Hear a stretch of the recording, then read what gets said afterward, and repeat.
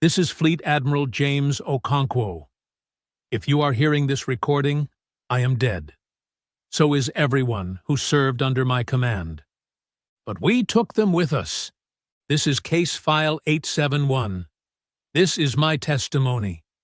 The story of the dying fleet, recorded in my final hour, while I can still speak. I want the galaxy to understand what happened here, what we did, why we did it, and why you should never, ever give a human time to die. The Varathi Confederation invited us to negotiate peace. 3 years of border skirmishes, hundreds of casualties on both sides. They wanted to end it. We wanted to believe them. I brought the Fifth Fleet to the neutral meeting point. 60 warships, 30,000 sailors. A show of force, but also a gesture of good faith. The Varathi brought 800 warships. I should have known then. The numbers were wrong. But I wanted peace. My crews wanted peace. We had been fighting for 3 years. We wanted to believe. The negotiations took place aboard the Varathi flagship. I attended personally with my senior staff. We discussed territorial boundaries, trade agreements, prisoner exchanges. Everything seemed genuine. At 1700 hours, they served refreshments, a gesture of hospitality. We drank their strange alien tea and pretended it tasted good. At 1715, I began to feel dizzy. At 1730, I was on the deck, convulsing. At 1745, the Varathi commander stood over me and explained what was happening. Keth 7. A biological weapon specifically engineered for human physiology. It had been in the tea, in the air, in everything we had touched for the past hour. 100% infection rate, 100% fatality rate, 6 hours from exposure to death. There was no cure. The Varathi had spent decades developing this weapon. They had tested it on captured humans. They knew exactly what it would do. Every human in the Fifth Fleet was already dead. We just did not know it yet. The Varathi commander smiled as he told me this. You have 6 hours, Admiral. Use them to make peace with whatever gods you worship. We will wait. His fleet surrounded ours. 800 ships encircling 60. Not firing, just waiting. Why waste ammunition on the dying? They returned me to my flagship. They thought I would spend my final hours in despair, that my fleet would collapse into panic and grief. They did not understand humans. The medical teams confirmed the diagnosis within minutes of my return. Keth 7. 100% infection across all 60 ships. 30,000 people, all of them dead within 6 hours. My chief medical officer, Dr. Sarah Chen, delivered the news with tears streaming down her face. Admiral, I'm sorry. There's nothing we can do. The virus is already replicating in our cells. In approximately 5 hours and 43 minutes, complete systemic failure will begin. There is no treatment, no cure, no hope. I listened to her report. I looked at the faces of my bridge crew, young men and women who had expected to live long lives, now realizing they had less than 6 hours remaining. I watched them begin to cry, to pray, to contact loved ones for final goodbyes. Then I stopped it. Enough. My voice cut through the grief. Every eye turned to me. We are going to die. All of us. Nothing can change that. In 6 hours, we will be gone. I looked at the tactical display. 800 Varathi ships, 60 of ours. But the Varathi are not dying. They are sitting out there, waiting, expecting us to spend our final hours in tears and terror. I smiled. I remember surprising myself with that smile. I say we give them something else to think about. Captain Rodriguez, my flag captain, understood immediately. You want to attack. I want to kill every single one of them. They murdered 30,000 human beings with a biological weapon delivered during peace negotiations. They violated every law of civilized warfare. They poisoned us like rats. I felt the anger rising, the beautiful, clarifying anger that pushes away fear. We have 6 hours. In 6 hours, we are dead, regardless of what we do. We can spend those hours crying, or we can spend them making the Varathi pay. I looked at my crew. Normally, in combat, we fight to survive. We calculate risks. We preserve our forces. We retreat when necessary to fight another day. I gestured at the medical display showing our death sentence. Today, we don't need to survive. We don't need to calculate risks. We don't need to preserve anything. We are already dead. I let that sink in. Do you understand what that means? We can attack without fear. We can take risks no living fleet would take. We can ram their ships, overload our reactors, do anything necessary to kill them. Because we're not losing anything we weren't already going to lose. Lieutenant Park, my weapons officer, began to smile. It was a terrible smile. Admiral, are you saying what I think you're saying? I'm saying we have 6 hours to kill 800 enemy ships. I'm saying we remove every safety protocol, every damage control consideration, every tactical limitation designed to preserve our lives. I stood. I'm saying we show the Varathi what 30,000 humans can do when they have nothing left to lose. The Fifth Fleet transformed in that moment. Fear disappeared. When you are already dead, there is nothing left to fear. Hesitation disappeared. When survival is impossible, every second matters. Mercy disappeared. They had given us none. We would return the favor. I broadcast my orders to all 60 ships. All vessels. This is Admiral Okonkwo. We have been infected with a fatal bioweapon. There is no cure. Every one of us will be dead in 6 hours. Pause. The Varathi are waiting for us to die quietly. They expect tears and despair. They expect us to use our final hours saying goodbye to loved ones. I hardened my voice. We will say goodbye to loved ones after we complete our mission. Our mission is the complete destruction of the Varathi fleet. Every ship, every crew member, everyone who was part of this atrocity. I gave the tactical orders. Remove all safety limiters. Authorize reactor overload on my command. All weapons free. Ramming is authorized.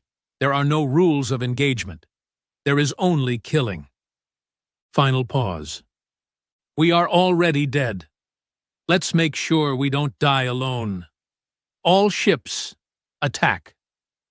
60 human warships accelerated directly at 800 Varathi vessels. The Varathi commander clearly expected us to surrender, or to flee, or to simply drift until we died. He did not expect 60 doomed ships to charge his fleet at maximum acceleration, weapons firing continuously, heading directly for his formation with no apparent concern for survival. Because there was no concern for survival. In normal combat, a commander considers acceptable losses. 5%, 10%, 20% at the extreme. We considered 100% losses acceptable, because we had already lost everything. We hit their fleet like a hammer. The first hour was chaos. Beautiful, bloody chaos.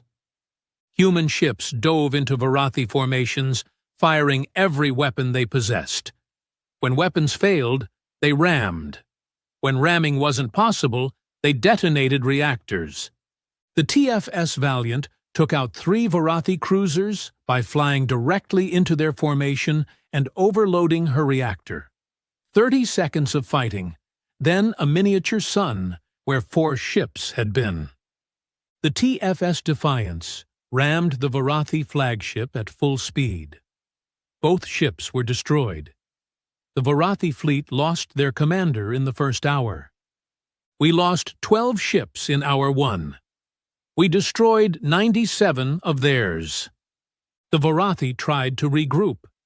They tried to establish distance, to use their superior numbers, to fight the way sensible beings fight. We did not let them. Hour 2. We had lost 24 ships. They had lost 219. Our ships were falling apart. Damage that would normally be repaired was ignored. Why waste time fixing systems when everyone aboard would be dead in 4 hours anyway?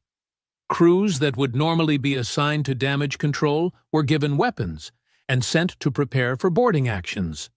We stopped caring about anything except killing. Hour 3. Hour 4. The symptoms began to manifest. Keth 7 follows a predictable course. First, dizziness and fatigue, then bleeding from mucous membranes, then organ failure, then death. By hour 4, my crews were visibly dying. Pale faces, blood trickling from noses and eyes, hands shaking too badly to hold weapons steady. They kept fighting. I watched a gunnery team fire their weapons while 2 of them collapsed from organ failure. The survivors dragged the bodies aside and kept shooting. I watched engineers maintain reactor systems while coughing blood onto their consoles. When they could no longer stand, they sat. When they could no longer sit, they lay on the deck and gave instructions to whoever was still mobile. I watched Marines board Varathi ships, despite barely being able to walk. They killed until their bodies gave out. Then they activated grenades. The Varathi were terrified. They had expected us to die quietly. Instead, we were dying loudly, violently, and taking as many of them with us as humanly possible. Their crews began to panic. They were fighting ghosts, enemies who should be dead, who looked like corpses, who kept coming despite wounds that would have stopped any living being.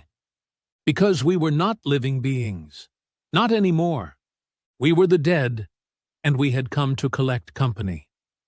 Hour 5. 41 human ships remained. 412 Varathi ships remained. The mathematics were shifting. Normal combat would have ended hours ago. One side would have retreated, regrouped, reconsidered. But we could not retreat. We had nowhere to go, nothing to preserve. And the Varathi could not retreat without abandoning the victory they had already claimed. So we kept killing. By hour 5, my bridge crew was half dead, not metaphorically. Lieutenant Park had collapsed at his station and stopped breathing. Captain Rodriguez was giving orders through a mask of blood. I was dying, too. I could feel my organs failing. Every breath was agony. I kept giving orders. All ships, status report. 27 ships remained. 18,000 survivors across the fleet, most of them in the final stages of Keth 7. The Varathi had 203 ships remaining. We had killed nearly 600 of their vessels. We had done it while dying from a plague that should have rendered us helpless. But 200 ships was still too many. We could not destroy them all before we ran out of time. I made a final decision. All ships converge on my position. We're going to hit them together.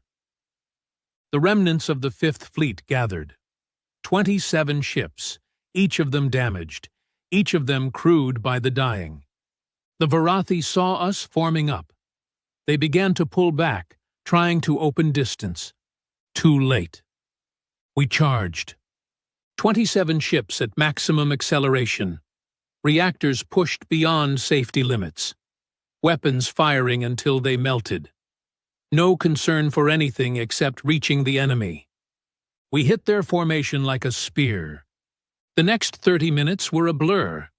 Ships ramming. Reactors detonating. Boarding parties of dying humans fighting hand-to-hand with Varathi crews. I remember the Indomitable's final moments. Our reactor was critical. Our weapons were gone. Half my bridge crew was dead. I aimed us at the largest remaining Varathi battleship and gave the order to accelerate. All hands, brace for impact. It has been an honor. The collision was beautiful. 2 ships dying together. A monument of fire and metal. I survived the impact. Barely. I crawled to the communications console and recorded this message. Hour 6. There are no human ships remaining. The 5th Fleet is destroyed. But the Varathi. Through the viewport of this shattered bridge, I can see their fleet. Debris. We destroyed them. All of them. 800 ships reduced to wreckage by 60 ships crewed by the dying. The mathematics seem impossible, but mathematics do not account for human fury, for the complete removal of self-preservation, for what happens when 30,000 people decide that if they must die, they will die killing. I am the last survivor of the 5th Fleet. I have perhaps 10 minutes remaining before Keth 7 completes its work. I want to use those minutes to send a message. To humanity. Remember us. Remember what we did. We were given death, and we chose to share it. To the galaxy. Understand what you witnessed. The Varathi thought they had developed the perfect weapon against humanity. They were wrong. There is no perfect weapon against beings who will fight to the last breath, who will kill with their dying hands, who will turn their own deaths into weapons. To any species considering biological warfare against humanity, reconsider. The Varathi killed 30,000 humans with Keth 7. Those 30,000 humans killed 800 ships and approximately 160,000 Varathi. 5 to 1. That is the exchange rate when you poison humans and give us time to respond. Kill us fast, or do not kill us at all. Because if you give us time to fight, even hours, even minutes, we will use every second. The virus is taking me now. I can feel my heart stuttering. My vision is failing. But I am smiling. We won. Not survival. We never had a chance at survival. But victory? That we claimed. 800